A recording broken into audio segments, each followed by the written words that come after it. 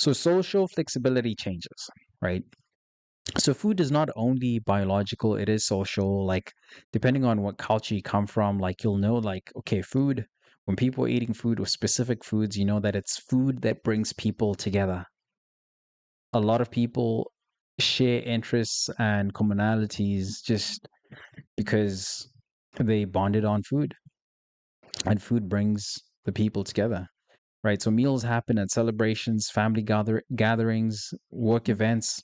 When someone is maintaining extremely lean body fat levels, navigating these situations can become more complicated. I face this when I was prepping for bodybuilding shows. I couldn't go out to dinner with friends, like there'll be like a birthday celebration. Boom.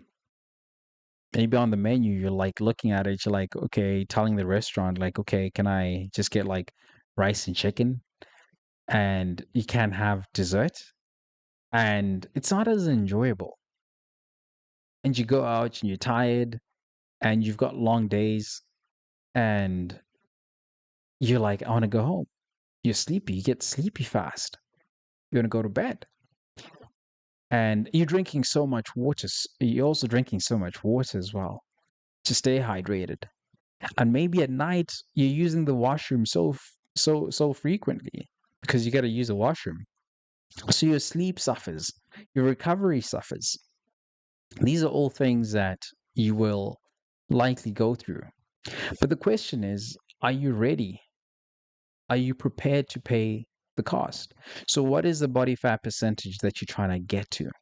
Is it sustainable? I'm not saying like just say don't do it because I'm supposed to be motivating you to go to the gym and work out. But what I'm saying is, let's be realistic and let's remove some of this pressure to take these drugs because it's not one factor that makes it all work. It's not just the GLP-1 drugs. There are more things that you're paying. So get this, right? So let's keep going. So sleep and recovery, I think we've talked about this. I kind of hinted on this, right, already. So low energy availability can influence recovery in subtle ways. When caloric intake remains low for extended periods, sleep quality sometimes changes. Some individuals report waking during the night, right? Feeling colder than usual. That's facts. Difficulty fully recovering between workouts, right? These effects are not universal, but they become more common as energy availability decreases while training remains intense. The body prioritizes essential functions when fuel becomes limited. Recovery is one of the systems that can be affected. So this is exactly the same thing that I've personally experienced too, because I tend to find that when I get super lean, I get very sensitive to temperature. Like I'm like, yo, who turned down the temperature? Like who's adjusted the temperature, the thermostat, right? Because even if it's like by 1 degree, like I can feel it's like I feel the change in temperature. Just by 1 degree, I'm like, I gotta get a jacket. I gotta turn up the heat a little bit. This is because you're so lean or you get so lean where you're now compromising the system. Your body has to compensate because the fat helps to keep you warm.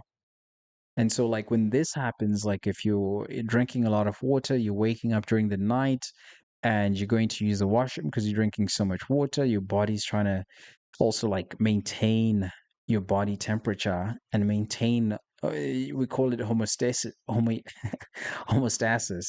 Yeah.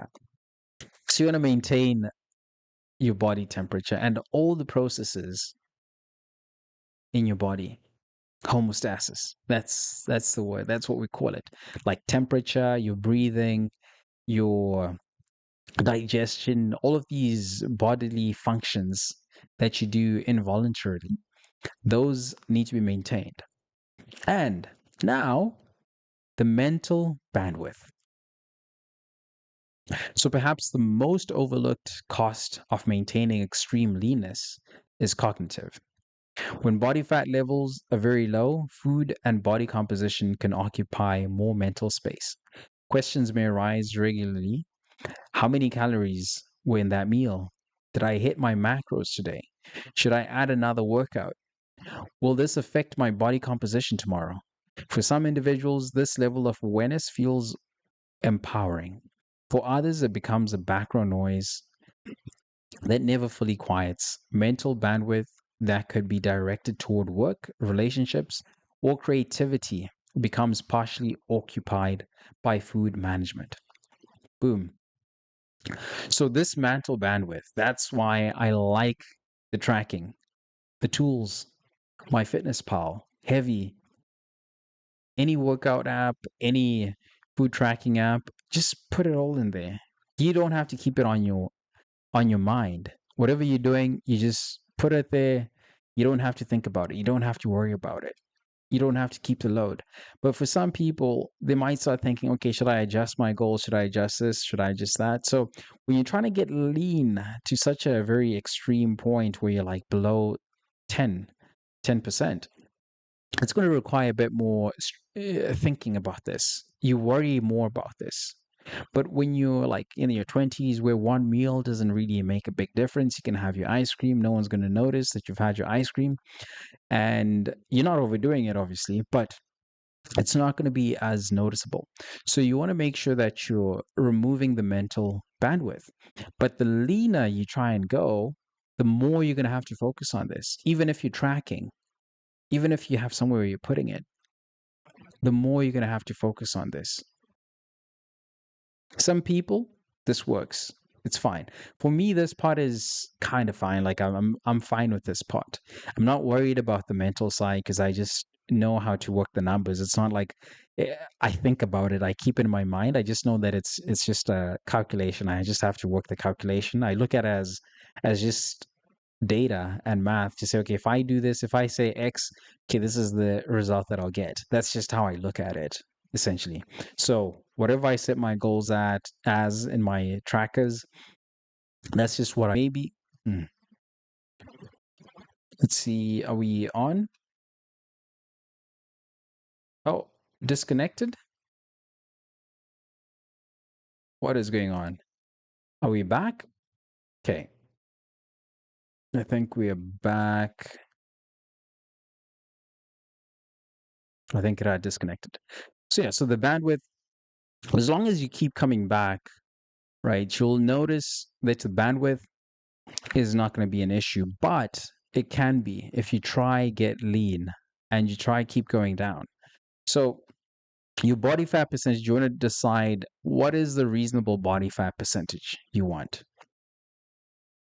Now, we're going to look at the identity trap. So over time, leanness can also become part of your identity. Compliments reinforce the appearance.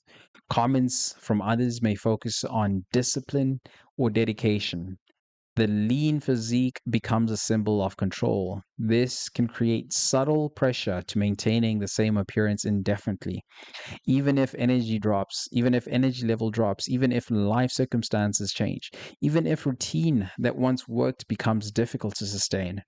When identity becomes attached to leanness, adjusting body composition can feel like losing something more than aesthetics. It can feel like losing part of who someone has become. Like I cannot tell you enough like how I've gone through this, right? Because when you compete in bodybuilding or you do any sort of like competition, you take photos, you post photos, people start thinking that this is what you look like year round. And I'm like, nah, I don't look like that year round, right? Like I've looked like this after bodybuilding, right? I was this guy right here. And then I went to this guy. And then I went back to this guy. So it's like, who's this person? And then today I'm here and I'm closer to this guy than this guy. So I'm somewhere in between, but a bit closer to this guy. So this is a thing that, at times I find for people, we sort of get trapped into these places, right? Because we're like, okay, I want to get lean, we want to get lean, we want to get lean. But the moment you get lean, you achieve that and you say that I want to stay there, and then life happens, circumstances change, and different things can happen at any time. And the same things that you were doing to get you that lean, to maintain that, it becomes harder because maybe you get a new job, maybe you have a newborn, maybe you get married, maybe you get into a new relationship, and you have other relationships that are forming that require your time, that require a bit more of your effort. And that can take away from you, which ties into the mental bandwidth. Now you have to track, now you have to do everything. You have to see, like, okay, am I getting enough sleep? Do I have enough food for the day? Right? Like all of these things tie back into each other. So you have to be honest with yourself. Is this what you want? Are you ready for this? Are you ready for the challenge? Right. So that's the identity trap.